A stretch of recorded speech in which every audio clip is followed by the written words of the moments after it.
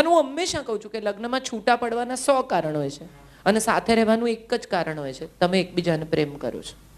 બીજું કંઈ કારણ નથી સાથે રહેવાનું. If two people love each other, nothing can separate them. And two people don't love each other, nothing can keep them together. કોઈ project નથી આ. હવે મારે જે વાત કરવી છે થોડી ટેકનિકલ વાત કરવી છે. શું છે લગ્ન? What is it about? કેમ આપણા દેશમાં આ સંસ્થાનું આટલું બધું મહત્વ છે? કેમ મા બાપ એમ કે છે કે લગ્ન કરો, લગ્ન કરો, ઘરમાં વહુ લાવો, ગૃહલક્ષ્મી કેટલા બધા આનંદથી લઈ આવે. નવા નવા એન્ગેજમેન્ટ થયા હોય ને, છોકરી અવર જવર કરતી હોય ઘરમાં અને સાસુનું કબાટ ખોલે ને કે મમ્મી કેટલી ફાઇન સાડી છે, એટલે કે બધું તારું જ છે ને બેટા.